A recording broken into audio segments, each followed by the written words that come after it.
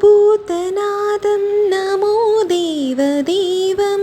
नमः कालकालं नमो दिव्यतेजं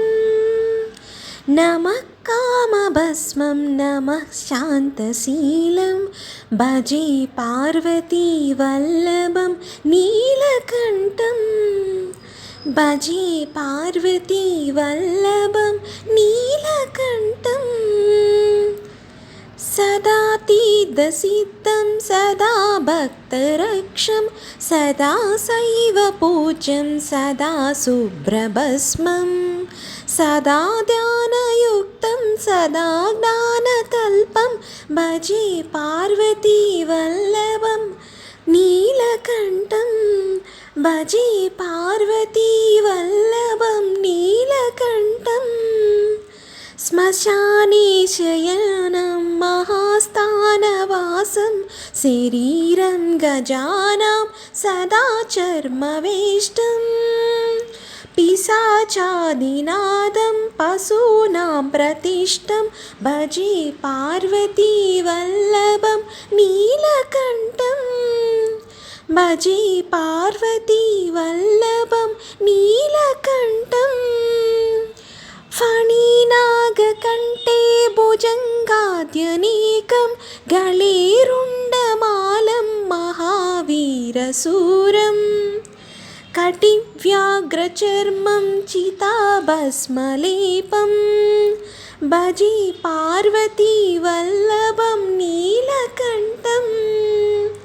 भजे पार्वतीवल्लभं नीलकण्ठं शिरः शुद्धगङ्गा शिवा वामभागं वियद्धिर्दकेशं सदा मां त्रिनेत्रं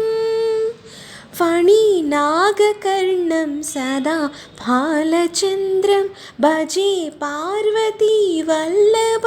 नीलकण्ठं भजे पार्वतीवल्लभं नीलकण्ठं करे शूलधारं महाकाष्ठनाशं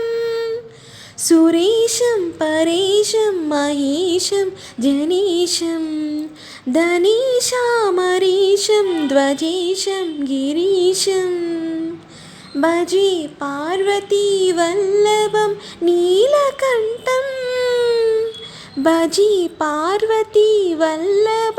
नीलकण्ठं उदासं सुदासं सुकैलासवासं धरानिर्झरे संस्थितं ह्यादिदेवम् अजं हेमकल्पद्रुमं कल्पसेव्यं भजे पार्वतीवल्लभं नीलकण्ठं भजे पार्वतीवल्लभं नीलकण्ठं मुनीनां वरेण्यं गुणं रूपवर्णं द्विजैः सपठनं शिवं वेदशास्त्रम् अहो दीनवत्सं कृपालुं शिवं तं भजे पार्वतीवल्लभं नीलकण्ठं भजे पार्वतीवल्लभं नीलकण्ठं सदा भावनादं सदा सेव्यमानं सदा भक्तिदेवं सदा पूज्यमानं महातीर्थवासं सदा सेव्यमेकं भजे पार्वतीवल्लभं नीलकण्ठं भजे पार्वतीवल्लभं नीलकण्ठं भजे पार्वतीवल्लभं नीलकण्ठं